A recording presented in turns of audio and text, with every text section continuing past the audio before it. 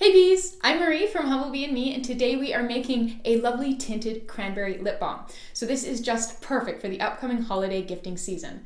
This project was inspired by a product that I really liked in high school that The Body Shop sells, and so that's obviously their cranberry lip balm. And I really liked theirs when I was in high school, but of course once I started making all my own stuff, I really couldn't resist the temptation to create my own DIY version. My version is a lovely blend of beeswax, cocoa butter, coconut oil, and sweet almond oil, with the color coming from carmine and mica, and you can use sort of gold, bronze, or copper mica, sort of whatever floats your boat, whatever you happen to have on hand, to make a really beautiful tinted balm.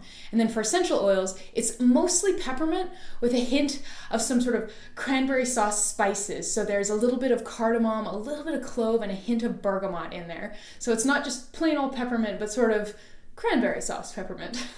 The color in this beautiful balm comes from Carmine, which is this absolutely unmatched in nature, stunning, bright, pinkish red pigment. It isn't vegan though. So if you are vegan or if you're just a little bit squeamish about using Carmine, you have a couple alternatives. You could use FD&C red number 7 if you're okay with that. The color is roughly the same as is the potency. Or you can use red iron oxide.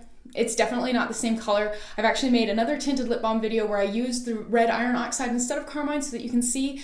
And I have a Scottish rose salve where I actually sort of did both side by side, so it makes it really easy to see the different hues that you'll get. The red iron oxide is much more brickish brown, much more of an earthy red as opposed to the carmine, which is a beautiful popping, really red. So totally up to you, but just there are your options. So this is the balm, and so you can kind of see it is this really lovely hue. And it's a fairly light tint, but I love the little hint of extra color, and I love the smell, and I love how it feels. It's just fantastic for Christmas, fantastic for winter, fantastic for dry lips, and fantastic for stocking stuffers. So come on, let's get started. We'll kick things off by measuring our ingredients into a heat-resistant glass measuring cup. So in here we have 5 grams of beeswax, and this is lovely unrefined golden beeswax.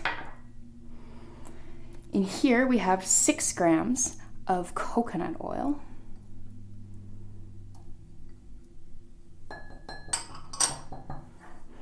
In here we have 4 grams of cocoa butter, and this is lovely unrefined cocoa butter that smells like chocolate.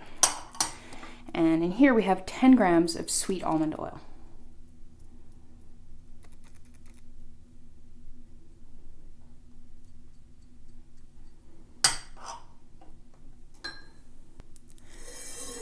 So we're going to pop this in our water bath. So this is a small saucepan that has about 1 inch or 3 centimeters of water in it.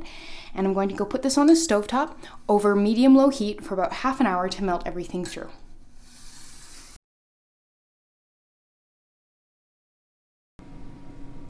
So half an hour later, and everything has melted through. So we'll remove the measuring cup from the water bath, and we can set the water bath aside. So it is important that you keep the measuring cup on a tea towel here because we want to keep everything liquid long enough to actually work with it. And if you put it right on your cold countertop, it'll set up a lot faster. So we're going to add our essential oils. So we're going to do peppermint, bergamot, cardamom, and clove. So we'll need 8 drops of peppermint, 2 drops of bergamot, and this is bergapatene-free bergamot, so it's not photosensitizing, and then 1 drop each of our cardamom and our clove.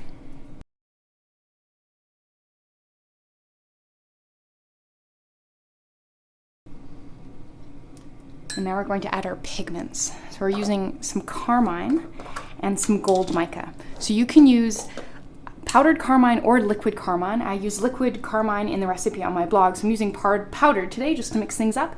And you could use gold, bronze, or copper mica. So I'm going to start with 1/64 of a teaspoon of carmine and just work my way up to a color that I like.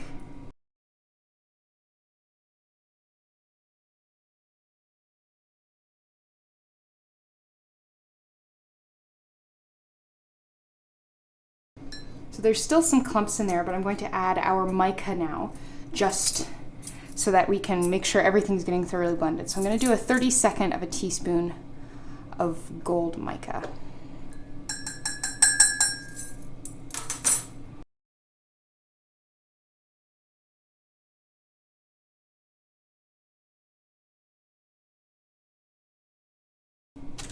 So now we're ready to pour. So I've got 6 lip balm tubes here, and these hold 4.5 grams of product each.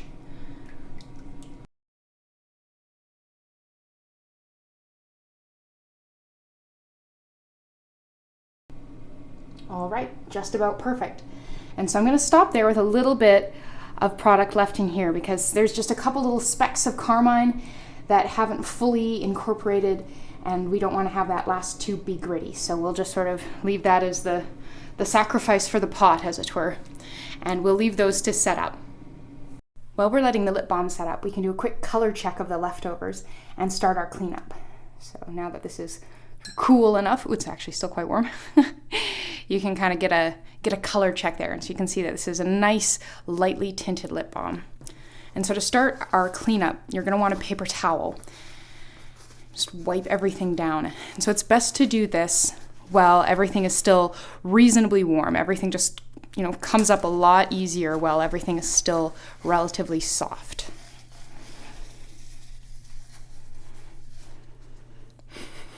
Very pink. You can definitely see that mica shimmer. And once you get this down to the point where, well, about here, where you can kind of see that there's some oil streaks in there, but you're not seeing any large clumps of anything, and you're not seeing a strong color residue. From here on out, you can scrub that out with a sponge and some detergent really easily, which is great. I know cleaning up DIY messes can be a big pain in the butt sometimes, especially if you're using pigments, so this makes it way simpler. Once lip balms have set up, we can cap and label them. So we can put this one aside, use it later in a different project, and get our lids on.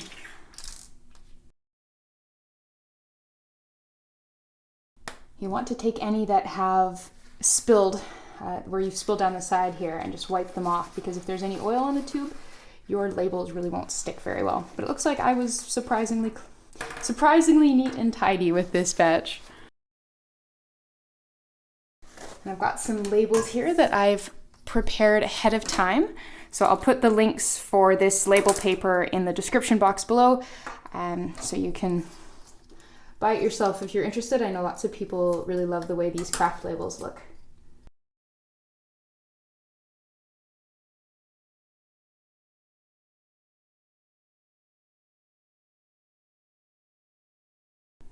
All right, and there you go. You just made some cranberry lip balm. Perfect for Christmas gifts and winter and all things pucker up and awesome. So thank you so much for watching. Please subscribe and check the description box below for the full written recipe with amounts in metric and imperial and links to everything I used in this project. See you next time.